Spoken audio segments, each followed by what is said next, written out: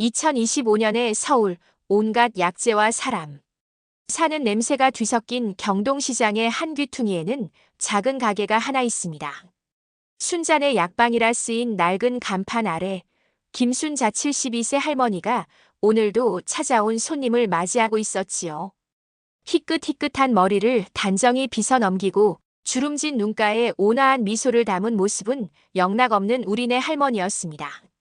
그녀는 손님의 아픈 곳을 물어주고 따뜻한 쌍화차 한 잔을 건네는 것으로 하루를 시작합니다. 사람들은 그녀의 약초보다 그녀의 따뜻한 말 한마디에 더 큰 위로를 얻어갔습니다. 하지만 그 누구도 알지 못했습니다. 저 인자한 미소 뒤에 한겨울 모진, 눈보라를 맨몸으로 견뎌낸 동백꽃처럼 시린 상처가 숨겨져 있다는 것을 말입니다. 모든 것은 까마득한 옛날 1970년대의 서울에서 시작되었습니다. 대한민국이 한강의 기적을 향해 숨가쁘게 달려가던 시절이었지요.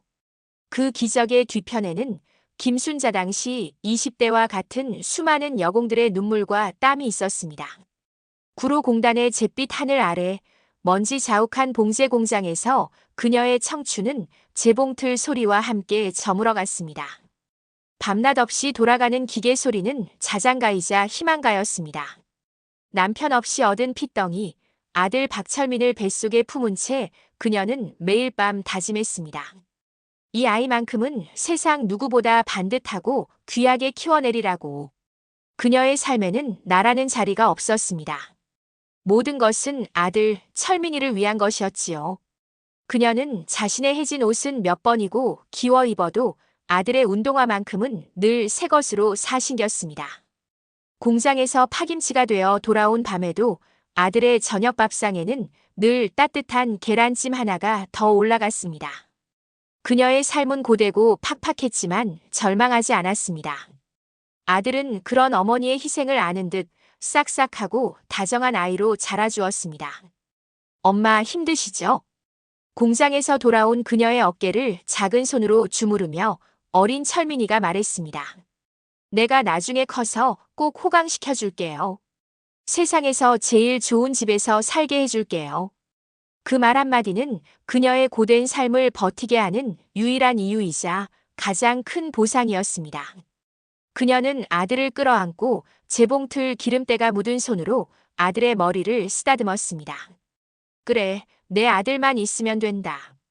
이 아이를 위해서라면 무엇이든 할 수 있다.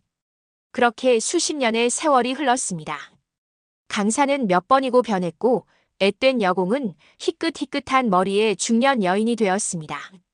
아들 철민 당시 30세은 어느덧 훤칠한 청년으로 자라 직장에도 다니게 되었지요. 2005년의 어느 날이었습니다. 여전히 봉제 공장을 떠나지 못했던 김순자는 그날따라 유난히 어깨가 무겁고 눈이 침침했습니다. 평생을 바친 재봉틀 위로 그녀는 그렇게 쓰러졌습니다. 아, 이제 좀 쉴 수 있겠구나. 흐릿해지는 의식 속에서 그녀는 어쩐지 안도감을 느꼈습니다. 하지만 그녀는 알지 못했습니다. 평생의 고된 노동 끝에 찾아온 쉼이 사실은 상상조차 할 수 없는 더 깊은 지옥의 시작이라는 것을 말입니다. 의식을 잃은 김순자가 눈을 뜬 곳은 온통 하얀 병실이었습니다.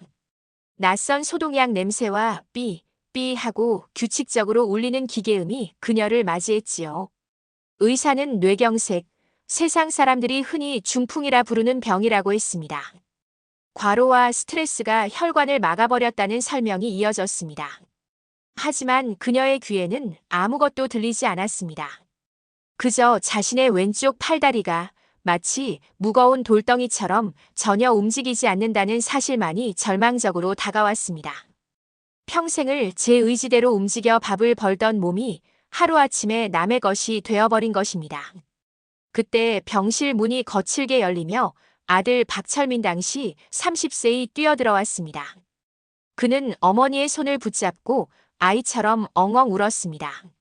어머니, 이게 무슨 일이에요? 왜 이렇게 될 때까지 아무 말도 안 하셨어요? 아들의 뜨거운 눈물은 마비된 그녀의 마음까지 녹이는 듯 했습니다. 순자는 움직이지 않는 몸 대신 성한 오른쪽 눈으로 눈물을 흘렸습니다. 그래도 내게는 아들이 있구나. 이만하면 되었다. 그녀는 아들의 얼굴을 보며 앞으로 닥쳐올 고난을 이겨낼 수 있으리라 믿었습니다. 아들 철민은 정말 헌신적이었습니다. 그는 다니던 직장에 사표를 냈고 병원 간이 침대에서 쪽잠을 자며 어머니의 곁을 지켰습니다. 대소변을 받아내는 굳은 일도 마다하지 않았지요. 그의 지극한 효심은 병원 전체에 소문이 날 정도였습니다. 한 달 후 퇴원 수속을 밟던 날이었습니다. 사회복지사가 찾아와 간병인 지원 제도에 대해 설명했습니다. 하지만 철민은 단호하게 고개를 저었습니다. 아닙니다. 제 어머니는 제가 직접 모실 겁니다. 아드님 혼자서는 힘에 부치실 텐데요. 전문 간병인의 도움을 받는 편이. 세상 어느 누가 저만큼 우리 어머니를 잘 알겠습니까?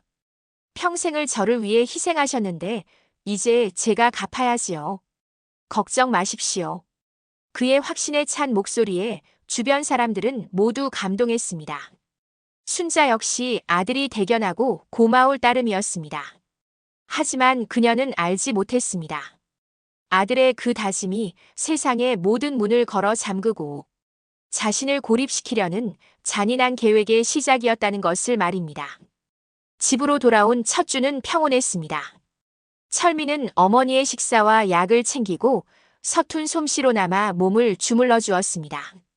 하지만 시간이 흐를수록 그의 보살핌은 어딘가 이상한 방향으로 흘러갔습니다. 처음에는 이웃들의 방문을 막는 것부터 시작되었지요. 아이고, 순자 씨 괜찮아? 얼굴 좀 보게. 옆집 아주머니가 걱정스러운 얼굴로 찾아왔을 때 철민은 현관문을 조금만 연 채 정중하지만 단호하게 말했습니다. 이모님 마음은 정말 감사하지만 의사가 절대 안정을 취하라고 해서요. 어머니가 사람을 보면 자꾸 말씀하시려 해서 기력이 더 쇠해지세요. 그 다음은 전화였습니다. 전화벨이 울리면 늘 철민이 먼저 받았고 어머니를 찾는 전화에는 한결같이 똑같은 말을 반복했습니다. 어머니가 막 약 드시고 잠드셨어요. 다음에 제가 전화드리라고 하겠습니다. 하지만 그 다음은 결코 오지 않았습니다. 순자는 무언가 잘못되었다고 느꼈습니다. 어눌해진 발음으로나마 아들에게 말해보려 애썼습니다. 철민아 사람들 보고 싶다. 아들은 그런 어머니의 머리를 부드럽게 쓰다듬으며 말했습니다. 어머니, 다 어머니를 위한 거예요. 지금은 회복에만 집중하셔야 해요. 다른 건 아무것도 신경 쓰지 마세요. 그의 목소리는 한없이 다정했지만 눈빛은 서늘했습니다. 순자는 더 이상 아무 말도 할 수 없었습니다. 아들이 자신의 유일한 세상이었고 그 세상의 주인이 정한 규칙에 순응하는 것 외에는 방법이 없었기 때문입니다. 집은 점차 고요한 감옥이 되어갔고 그 안에서 순자는 아들의 헌신이라는 이름 아래 서서히 그리고 완전히 고립되어 갔습니다.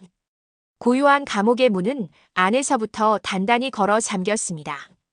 아들 박철민 당시 30세은 효라는 이름의 가장 완벽한 간수였지요. 세상의 모든 소음으로부터 어머니를 보호한다는 명목 아래 그는 김순자의 남은 세상을 완전히 지배하기 시작했습니다. 그 지배는 보살핌이라는 교묘한 이름의 폭력이었습니다. 처음에는 목욕 시간이었습니다. 철민은 어머니, 욕창이 생기면 큰일 나요. 제가 구석구석 깨끗이 닦아드려야 해요라며 욕실 문을 잠갔습니다. 그의 손길은 보살핌이라기엔 너무나 집요했고 위생관리라기엔 불필요한 곳에 오래 머물렀습니다. 순자는 마비된 몸을 뒤채며 저항하려 애썼습니다. 성한 오른손으로 아들의 팔을 밀어내 보았지만 30살 장정의 힘을 당해낼 수는 없었습니다. 어머니, 왜 이러세요? 다 어머니 좋으라고 하는 건데. 그의 목소리는 상처받은 듯 했지만 그의 손길은 멈추지 않았습니다. 순자는 수치심에 눈을 감았습니다. 아들이 아니라 낯선 타인에게 몸을 내맡긴 기분이었습니다. 재활 운동 시간은 또 다른 고문이었습니다. 철민은 인터넷에서 봤다며 굳은 근육을 풀어줘야 한다며 그녀의 팔다리를 이리저리 움직였습니다. 하지만 그의 손은 늘 정해진 위치를 벗어나 그녀를 괴롭혔지요. 순자는 저항을 시도했습니다. 한 번은 악을 쓰고 소리를 질러보았습니다. 하지만 아들은 태연하게 그녀의 입을 막으며 말했습니다. 어머니, 이러시면 혈압 올라서 또 쓰러지세요. 제가 다 알아서 할게요. 그는 마치 고장난 인형을 다루듯 순자의 몸을 제멋대로 움직였습니다. 그녀의 비명은 누구에게도 닿지 않는 공허한 메아리가 되었습니다. 시간은 의미 없이 흘러갔습니다. 계절이 몇 번이나 바뀌었는지 바깥 세상이 어떻게 돌아가는지 순자는 알 수 없었습니다. 그녀의 세상은 침대와 휠체어 그리고 아들의 서늘한 손길이 전부였습니다. 철민은 점차 대담해졌습니다. 그는 어머니의 통장을 관리한다는 핑계로 평생 공장에서 벌어모은 돈을 마음대로 썼습니다. 어머니의 식사는 멀건 죽으로 때우면서 자신은 매일 밤 술과 고기를 사와 혼자 먹었지요. 순자는 닫힌 방문 너머로 들려오는 아들의 취한 노랫소리를 들으며 자신의 인생이 통째로 아들에게 저당 잡혔음을 깨달았습니다. 한 번은 용기를 내어 아들이 잠든 틈을 타 전화기를 향해 필사적으로 기어간 적이 있었습니다. 마비된 몸을 이끌고 몇십 분을 사투한 끝에 겨우 수화기를 들었지만 뇌경색의 후유증으로 혀가 굳어 말이 제대로 나오지 않았습니다. 사살려. 불분명한 몇 마디를 내뱉었을 때 등 뒤에서 아들의 차가운 목소리가 들려왔습니다. 어머니, 지금 뭐 하시는 거예요? 그날 이후 집안의 모든 전화선은 끊어졌습니다. TV는 고장이 났고 라디오는 사라졌습니다. 그녀는 완벽한 섬이 되었습니다. 그렇게 10년이라는 세월이 흘렀습니다. 그녀의 시간은 2005년에 멈춘 채 하루하루 영혼이 갉아먹히는 것을 느끼며 죽은 듯이 살아냈습니다. 그러던 2015년의 어느 겨울날이었습니다. 그날따라 아들의 학대는 유난히 혹독했습니다. 순자는 더 이상 견딜 수 없다고 생각했습니다. 이대로 죽는 한이 있더라도 이 지옥을 끝내야 한다고. 그녀의 내면 깊은 곳에서 평생 한 번도 내본 적 없는 거대한 분노가 끓어올랐습니다. 그것은 생존을 위한 마지막 몸부림이었습니다. 그녀의 내면 깊은 곳에서 끓어오른 것은 평생 한 번도 내본 적 없는 거대한 분노였습니다. 그것은 체념이나 슬픔이 아니었습니다. 10년 동안 짓밟혀 온 한 인간의 마지막 존엄을 지키려는 필사적인 외침이었지요. 그날따라 유난히 혹독했던 아들의 학대가 잠시 멎은 틈, 김순자는 당시 62세의 마지막 남은 모든 생명의 힘을 끌어모았습니다. 그리고 창문을 향해 굳어버린 성대를 찢는 듯한 비명을 토해냈습니다. 살려주세요. 마비된 혀가 꼬여 어눌한 발음이었지만 그 소리에는 10년의 한과 절망이 응축되어 있었습니다. 그것은 단순한 소리가 아니라 벽을 뚫고 세상을 향해 날아간 그녀 영혼의 파편이었습니다. 때마침 옆집에 사는 아주머니가 장을 보고 집으로 돌아오던 길이었습니다. 이전부터 아들 박철민 당시 40세의 태도를 수상하게 여겼던 그녀였지요. 어머니가 편찮으셔서 사람 만나는 걸 힘들어하세요라는 말을 핑계로 이웃의 발길을 끊는 것도 집안에서 가끔 새어나오던 신음소리도 마음에 걸렸습니다. 그녀는 순자의 절규를 놓치지 않았습니다. 똑똑똑. 철민 씨 안에 있어요. 순자 언니 괜찮은 거예요. 아주머니가 다급하게 현관문을 두드렸습니다. 잠시 후 문이 빼꼼 열리고 철민이 아무렇지 않은 얼굴로 나타났습니다. 아, 이모님. 무슨 일이세요? 어머니가 통증 때문에 가끔 소리를 지르셔서요. 제가 약도 드렸고 지금은 괜찮으세요. 하지만 아주머니는 물러서지 않았습니다. 그녀는 철민의 어깨 너머로 방 안쪽에서 겁에 질린 채 떨고 있는 순자의 눈과 마주쳤습니다. 그 눈빛은 괜찮다고 말하고 있지 않았습니다. 살려달라고, 제발 도와달라고 애원하고 있었습니다. 아니, 내가 직접 언니 얼굴을 좀 봐야겠어. 잠깐 비켜봐요. 아, 이모님. 정말 괜찮으시. 철민의 말을 끊고 아주머니는 작지만 단호한 몸짓으로 그를 밀치고 집 안으로 들어섰습니다. 그리고 공포에 질린 순자의 모습을 보자마자 모든 상황을 직감했습니다. 그녀는 망설임 없이 휴대폰을 꺼내 119에 신고했습니다. 구급대원이 도착했을 때 철민은 마지막까지 효자 연기를 멈추지 않았습니다. 어머니가 중풍 때문에 정신이 온전치 못해서 그래요. 하지만 그의 말은 더 이상 누구에게도 통하지 않았습니다. 병원으로 옮겨지는 구급차 안에서 순자는 처음으로 아들의 감시에서 벗어났습니다. 그녀는 옆에 앉은 구급대원의 손을 성한 오른손으로 필사적으로 붙잡았습니다. 아무 말도 할 수 없었지만 그 손짓 하나에 10년의 지옥이 모두 담겨 있었습니다. 병원 응급실 한 의사의 집요한 질문 앞에서 순자는 필사적으로 고개를 끄덕였습니다. 아드님이 어머니를 힘들게 하나요? 의사는 그녀의 온몸에 남은 오래된 멍과 상처들을 보고 확신했습니다. 경찰이 출동했고 병원에서 조사를 받던 철민은 긴급 체포되었습니다. 쇠고랑이 채워지는 순간까지도 그는 자신의 결백을 주장했지만 그의 두려움에 찬 눈빛은 모든 진실을 말해주고 있었습니다. 그날 밤 순자는 10년 만에 처음으로 혼자 병실에 남았습니다. 밖에서는 차가운 겨울비가 내리고 있었지요. 그녀는 창문에 비친 자신의 늙고 지친 얼굴을 바라보았습니다. 그리고 조용히 눈물을 흘렸습니다. 그것은 슬픔의 눈물이 아니었습니다. 마침내 지옥의 문을 제 손으로 열고 나왔다는 안도감과 이제 다시 살아갈 수 있다는 희미한 희망이 담긴 따뜻한 눈물이었습니다. 그날 밤 병실에 내리던 차가운 겨울비는 10년의 지옥을 씻어내는 정화의 눈물과도 같았습니다. 김순자 당시 62세는 비로소 안전하다는 사실을 깨닫고 뜬 눈으로 밤을 지새웠습니다. 며칠 후 수소문 끝에 연락이 닿은 외사촌 언니가 병실로 달려왔습니다. 거의 잊고 지냈던 먼 친척이었지만 언니는 순자의 앙상한 손을 붙잡고 함께 울어주었습니다. 순자야, 그동안 얼마나 고생이 많았어. 이제 괜찮아. 언니가 있으니 괜찮아. 그 따뜻한 한마디에 순자의 얼어붙었던 마음이 비로소 녹아내리기 시작했습니다.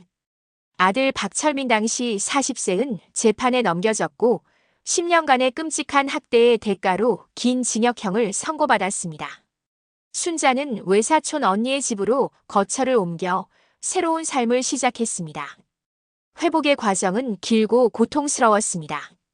마비된 몸을 다시 움직이는 것은 마치 아기가 걸음마를 배우는 것과 같았지요. 수없이 넘어지고 밤마다 쑤시는 통증에 눈물로 베개를 적셨습니다. 하지만 그녀는 포기하지 않았습니다. 10년 동안 빼앗겼던 자신의 몸을, 자신의 삶을 되찾고 싶다는 간절한 의지가 그녀를 일으켜 세웠습니다. 물리치료와 함께 그녀는 잃어버렸던 자신을 찾아 나섰습니다. 어릴 적 시골 할머니의 어깨너머로 배웠던 약초 지식을 다시 떠올렸습니다. 처음에는 마비된 손으로 약초를 다듬는 것조차 힘들었지만 흙을 만지고 풀내음을 맞는 동안 마음의 상처가 조금씩 아물어가는 것을 느꼈습니다. 그것은 단순한 재활이 아니라 자신의 뿌리를 되찾는 치유의 과정이었습니다. 몇 년의 시간이 흐른 후 순자는 다시 혼자 걸을 수 있게 되었습니다. 그리고 외사촌 언니에게 빌린 작은 돈으로 서울 경동시장의 한 구석에 자리를 얻었습니다. 순잔의 약방이라는 소박한 간판을 내걸었지요. 그녀는 자신의 경험을 바탕으로 몸이 아픈 사람뿐만 아니라 마음이 아픈 사람들의 이야기도 들어주었습니다. 그녀의 가게는 곧 약재뿐만 아니라 따뜻한 위로를 파는 곳으로 입소문이 났습니다. 그리고 10년의 세월이 흘러 2025년이 되었습니다. 이제 김순자 현재 72세 할머니는 경동시장에서 모르는 사람이 없는 명물이 되었습니다. 그러던 어느 날 오후 가게 문을 닫으려 할 때 초라한 행색의 중년 남자가 문 앞에 서 있었습니다. 뇌질환으로 몸 한쪽이 불편해 보이는 낯익은 얼굴이었습니다. 10년 만에 마주한 아들 박철민 현재 50세였습니다. 그는 병들고 늙어 예전에 그 포악했던 모습은 찾아볼 수 없었지요. 어머니 저 철민이에요. 그는 바닥에 무릎을 꿇고 울며 애원했습니다. 제가 잘못했습니다. 저를 용서하시고 제발 저를 좀 돌봐주세요. 갈 곳이 없습니다. 순자는 한때 자신의 전부였던 아들의 비참한 모습을 가만히 바라보았습니다. 그녀의 마음속에는 더 이상 분노도 두려움도 연민도 없었습니다. 오직 평온만이 존재했지요. 그녀는 조용히 하지만 평생 느껴보지 못했던 단단한 목소리로 말했습니다. 내 아들은 10년 전 내 비명을 외면했을 때 이미 죽었다. 내가 받아야 할 용서는 나에게 없고 내가 받아야 할 보살핌 또한 여기에 없다. 순자는 가게 문을 닫고 조용히 안으로 들어갔습니다. 문 밖에서 아들의 절규가 들려왔지만 그녀의 마음은 더 이상 흔들리지 않았습니다. 혹독한 겨울을 이겨내고 이듬해 봄, 더욱 붉고 선명한 꽃을 피워내는 동백처럼 그녀는 비로소 자기 자신으로 온전히 살아갈 힘을 얻은 것입니다. 창밖으로는 따스한 봄볕이 그녀의 작은 가게를 환하게 비추고 있었습니다.